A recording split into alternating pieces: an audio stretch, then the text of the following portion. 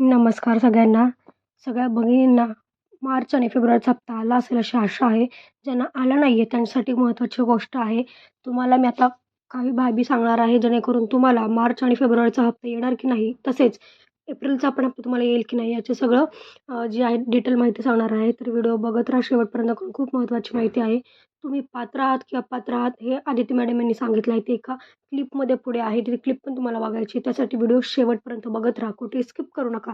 कारण खूप महत्त्वाच्या गोष्टी सांगितल्यात. कारण बऱ्याच महिलांना आता जानेवारी, फेब्रुवारी, मार्च असे 3 हप्ते किंवा फेब्रुवारी, मार्च असे 2 हप्ते किंवा मार्च हा 1 हप्ता मिळाला नाही आहे. तर तो का मिळाला नाही आहे ते पण सांगते. तर बघत राहा व्हिडिओ, कुठे स्किप करू नका, कारण खूप महत्त्वाची माहिती आहे बघा. तसेच आपल्या चॅनलला सबस्क्राईब करून ठेवा जेणेकरून असेच नवीन अपडेट जे आहेत तुम्हाला मिळत राहतील. आणि हा व्हिडिओ जास्तीत जास्त महिलांना पोहोचवा जेणेकरून त्यांना पण ह्या बाबी ज्या आहेत त्या कळतील की आपण पात्र आहोत, अपात्र आहोत, कसं चेक करायचं, काय निकष आहेत, काही नवीन निकष ॲड झालेत का, ते पण कळणार आहे. ठीक आहे. तर बघत राहा व्हिडिओ. बघा, पहिली तर गोष्ट, फेब्रुवारी मार्च महिन्याचा हप्ता तुम्हाला आला आहे का? आला असेल तर कमेंट करा, नसेल आला तरी पण कमेंट करा. ठीक आहे. म्हणजे आपल्याला कळेल की किती महिला अजून वंचित आहेत किंवा किती महिलांना अजून लाभ यायचा राहिला आहे. त्याची कारणं पण आपण जाणून घेणार आहोत, का नाही आले हप्ते. ठीक आहे. तर बघा, ज्या बहिणींना फेब्रुवारीचा हप्ता आला आहे पण मार्चचा हप्ता नाही आला, त्यांना मार्चचा हप्ता येईल. कारण ज्यांना फेब्रुवारीचा हप्ता आला त्यांना मार्चचा हप्ता येणारच आहे. ज्यांना दोन्ही हप्ता आला त्यांचं काय टेन्शन नाही, त्यांना एप्रिलचा हप्ता येईलच. पण ज्यांना फेब्रुवारी आणि मार्चचा हप्ता नाही आला त्यांना एप्रिलचा हप्ता येण्याची शक्यता फार कमी आहे.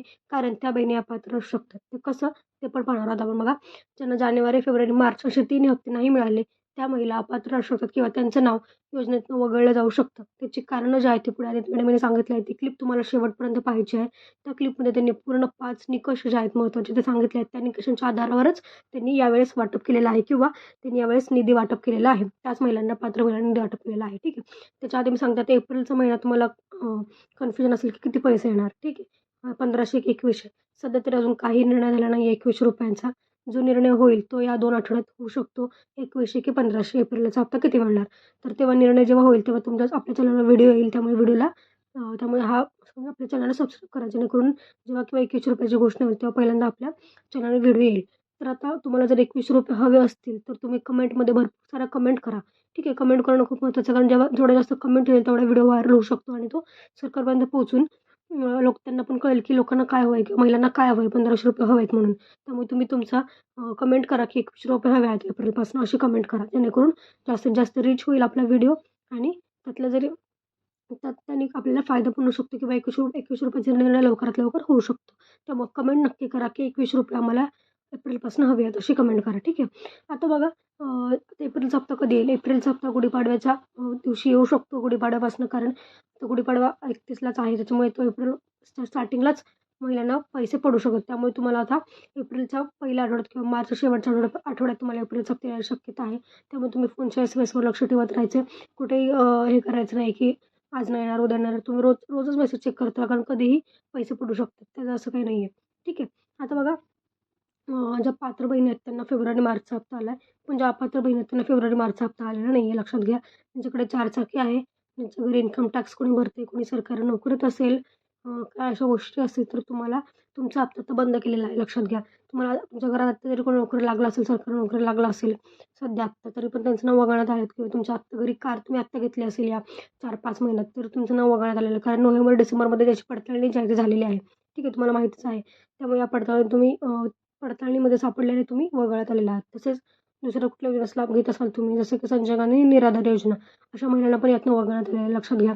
त्यामुळे आता तुम्हाला फेब्रुवारी, मार्च हप्ता नसेल आला तर तुम्ही अपात्र तसं स्वतःला समजून घ्या की आपण अपात्र आहोत म्हणून. ठीक आहे. पुढची क्लिप पाहायला विसरू नका, कारण खूप महत्त्वाची क्लिप आहे. त्यात महत्त्वाचे पॉईंट्स जे आहेत ते मॅडमने सांगितले आहेत. अजून 1-2 निकष नवीन ॲड झालेले आहेत. ते निकष काय आहे ते जाणून घेण्यासाठी तुम्हाला पुढची क्लिप बघावी लागणार आहे आणि व्हिडिओ शेवटपर्यंत पाहावा लागणार. तसंच ₹21ची घोषणा पण आदित्य मॅडम यांनी केली आहे. ती पण तुम्हाला पाहावी लागणार आहे. त्यात त्यांनी सांगितलं आहे की ₹21 नेमकं कधी मिळणार आणि कधी निर्णय होणार. ठीक आहे. पुढची क्लिप बघत राहा, तुम्हाला कळणार आहे. ठीक आहे. पुढची क्लिप बघा. योजनेसाठी लाभार्थी म्हणून पात्र नाहीयेत.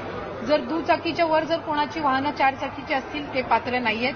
जर ते इंटरस्टेट जर मॅरेजेस झालेले असतील तर ते आता त्याच्यासाठी पात्र नाहीयेत. सरकारी नोकरी लागली असेल तर ते पात्र नाहीयेत. आणि आधार कार्ड आणि बँकचं हे जर नावामध्ये फरक असेल आणि त्यांनी ती लक्षात आणून दिलेली आहे तर ते पात्र नाहीत. पण याच 5 बाबींवर आपण पॅन महाराष्ट्र जी आहे ती आपण त्या संदर्भातली योग्य ती पावलं उचलत आहोत. नाही, विषय याच्यामध्ये सरकारचा निधी वाचवणं नाहीये, कारण आम्ही सुरुवातीच्या कालावधीपासूनच 2.5 कोटी लाभार्थी आपले असतील हे आम्ही विभाग म्हणून सुद्धा धरून चाललेलो होतो. जेव्हा बजेटची सुद्धा घोषणा झाली त्याच्यानंतर सुद्धा 2.5 कोटी लाभार्थी हे साधारणपणे रफली मॅक्सिमम असतील, हा एक त्याच्यामुळे पैसे वाचवणं किंवा निधी वाचवणं हा विषय नाहीये. याच्यामध्ये ज्या काही कंप्लेंट्स मधल्या कालावधीमध्ये आल्या आणि त्या फक्त स्थानिक प्रशासन किंवा तिथल्या यांच्याकडून आल्या नाहीत, तर वेगवेगळ्या माध्यमांकडून सुद्धा त्या आमच्याकडे येत होत्या. कारण बरेचसे माध्यमं सुद्धा आम्हाला हे करायची की अशा काही स्थानिक पातळीवर आम्ही मीडियामध्ये ज्या वेळेला आम्ही चर्चा करत असतो त्यावेळेला अशा पद्धतीची जी रियालिटी, तर त्यानुसार आपण जात आहोत. याच्यामध्ये कुठेही पैसे वाचवणं किंवा या सगळ्या बाबींचं हे नाहीये. किंवा 1500च्या अधिक ज्या योजनेचा लाभ, ज्या रकमेचा लाभ जर ती लाडकी बहीण घेत असेल तर ती या योजनेमध्ये पात्र होणार नाही. एक नमो शेतकरी योजना जी आहे याच्यामध्ये त्या ज्या महिला आहेत, माता भगिनी आहेत, यांना 1000 रुपयाचा लाभ मिळत असतो.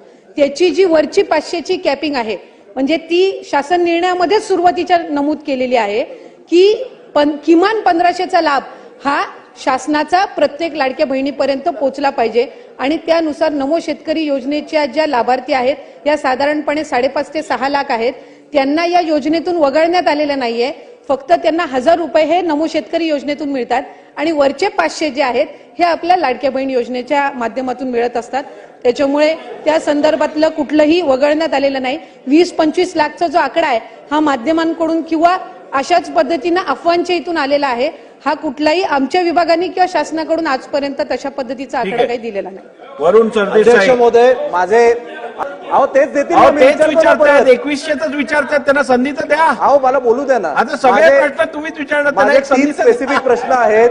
निवडणुकीच्या पूर्वी जेव्हा माझी लाडकी बहीण योजना जाहीर केली तेव्हा त्यावेळी किती लाभार्थी आपण होते? त्यानंतर निवडणुकीच्या नंतर जेव्हा सगळे निकष लावण्यात आले, घरात गाडी असेल, दुसरी योजना मिळत असेल, त्यामुळे एक्झॅक्ट आकडा किती आहे, किती लाडक्या बहिणींना अपात्र करण्यात आलं ज्यांना आधी योजनेचा लाभ मिळत होता आता मिळत नाहीये?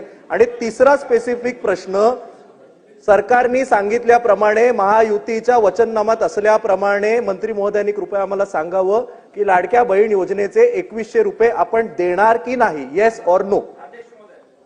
अध्यक्ष महोदय, आपल्या माध्यमातून मला सभागृहाला त्या ठिकाणी नमूद करायचंय की ऑक्टोबर 2024 मध्ये ज्या वेळेला आचारसंहितेच्या आधीचा लाभ वितरित करण्यात आला होता त्या लाभार्थ्यांची संख्या 2,33,64,000 सुमारे इतकी होती.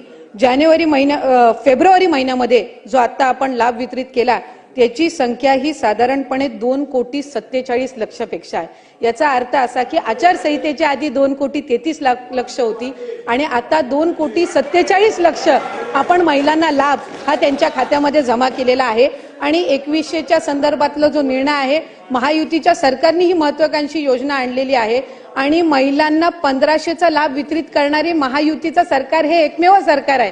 त्याच्यामुळे त्यांच्या आयुष्यामध्ये हा जो आनंद आहे हा अशाच पद्धतीने ही योजना राहणार आहे. आणि 2100च्या संदर्भातला योग्य तो निर्णय आमचे मुख्यमंत्री देवेंद्र फडणवीस साहेब आणि